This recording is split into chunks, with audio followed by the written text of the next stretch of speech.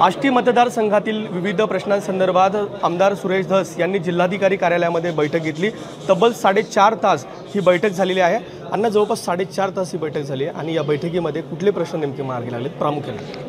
प्रामुख्याने खुंटेफळ साठवण तलावाच्या बाबतीमध्ये जवळपास 350 पावणे 400 हेक्टर भूसंपादनाचा त्या ठिकाणी विषय महत्त्वाचा होता। पुनर्वसनाचा विषय आहे, कारण हा जो प्रकल्प आहे तो प्रकल्प आमच्या आष्टी तालुक्याने खुंटेफळ साठवण तलावाच्या बाबतीमध्ये जवळपास 350 पावणे 400 हेक्टर भूसंपादनाचा त्या ठिकाणी विषय महत्त्वाचा होता। पुनर्वसनाचा विषय आहे, कारण हा जो प्रकल्प आहे तो प्रकल्प आमच्या आष्टी तालुक्यासाठी खूप म्हणजे फायदेशीर आहे आणि माननीय मुख्यमंत्र्यांनी त्याचं शुभारंभ केल्यापासून आत्तापर्यंत प्रकल्पाचं 70% काम जे आहे ते जवळपास संपलेलं आहे।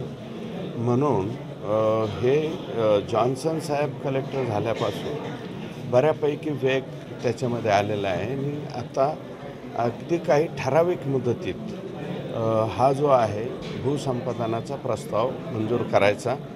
त्याच्यानंतर काही रेल्वेच्या संदर्भामधले आमचे प्रश्न होते। जे प्रकल्प शिंदफणाच्या उंची वाढीचा प्रस्ताव त्या ठिकाणी आहे। छोटे लघु प्रकल्प जे आहेत ज्यांची कामं बंद पडलेली आहेत ती कामं आता सुरू होणं अत्यंत आवश्यक आहे। असे एक 5-10 प्रकल्प माझ्या मतदारसंघातले जे 2014ला चालू झाले, पण अजूनही त्या प्रकल्पांचे गॉर्ज बुजलेले नाहीत आणि गॉर्ज न बुजल्यामुळं सिंचन झालेलं नाही। तर ते सर्व सिंचन म्हणजे पाटोदा तालुक्यामध्ये आहेत, शिरूरमध्ये आहेत, आष्टीमध्ये आहेत आणि त्याच्यानंतर हे 3 शहरं जे आहेत या शहरांच्या मध्ये महसूल आणि जिल्हा परिषद ज्या जागा या शहरामध्ये आलेले आहेत त्या जागा नगरपंचायतीकडे हस्तांतरित करण्याच्या संदर्भामध्ये प्रस्ताव राज्य शासनाकडे पाठवावा अशी एक प्रकारची मागणी होती आणि शिरूर शहराच्या विस्तारीकरणासाठी जागा उपलब्धतेच्या बाबतीतला प्रश्न। राज्य सरकारने मराठा आरक्षणाचा तिढा सोडवलेला आहे, तुम्ही जवळून पाहिलेत आणि विशेषतः यामध्ये मुख्यमंत्र्यांनी खरं तर भूमिका घेतलेली होती। त्यानंतर मात्र ओबीसी नेते जे आहेत ते आता रस्त्यावरती उतरलेत आणि या हैदराबाद गॅजेटला विरोध करताना पाहायला मिळते। हे बघा, अजून कोणी कोणाला विरोध करावा काय करावा तो लोकशाहीमध्ये ज्याचा त्याचा प्रश्न आहे। ज्यांनी त्यांनी आपापली बाजू मांडण्याचं काम त्या ठिकाणी केलंच पाहिजे, नक्की केलं पाहिजे। विरोध करायचा त्यालाही काही कुणाचं दुमत नाही, फक्त याच्यामधली भाषा जी आहे ती थोडीशी चुकीच्या पद्धतीने वापरली जाते असं एक चित्र त्या ठिकाणी दिसतंय। आणि आता गॅझेटियरच्या बाबतीमध्ये आता उद्याच्यालाच मला वाटतं मोर्चा आहे आपल्याकडं बंजारा समाजाचा। त्यांचं म्हणणं आहे की आम्ही मग आता देऊन टाकला, आम्ही तर सगळ्याला पाठिंबा देणार। कुणी काही मागितलं ना आम्हाला ह्याला पाठिंबा द्या, त्याला 100% सगळ्यांना पाठिंबा द्यायचा, कुणालाच नकार द्यायचा नाही। तुम्ही बघताय राज्यामध्ये मराठा विरुद्ध ओबीसी असा संघर्ष निर्माण झालेला आहे आणि ह्याला नेमके जबाबदार कोण आहेत? तुम्ही नेते मंडळी हे बघा, माझं काय मत, मी एकच शब्द वापरतो की संघर्ष हा जो उभा राहतो त्याच्यामध्ये बोलण्याची भाषा ही आणि सोशल मीडियावरती दोन्ही बाजूकडनं ज्या पद्धतीनं आक्रमण एकमेकावरती होतं आहे मला वाटतं हे थोडंसं आता कुठंतरी जे द्वेष एकमेकाच्या मनामध्ये होत आहे ते कुठंतरी थांबले पाहिजे। दोन्हीकडूनही हे व्हावं, कारण अजून आता रिझल्ट्स दिसायचेत। गॅझेटियर लागू झालेलं आहे, त्याचे अजून प्रत्यक्षात रिझल्ट हातात आलेला नाही आणि जसं मग लगेच काही जणांनी म्हणायचं आमचं सगळं संपलेलं आहे।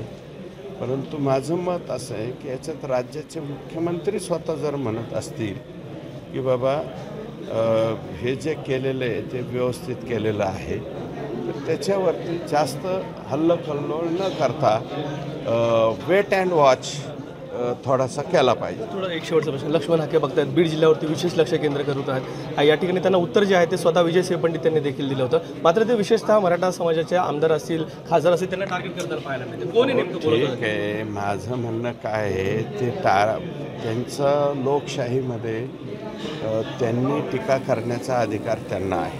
हाके साहेबांना अधिकार आहे त्यांची बाजू मांडण्यात.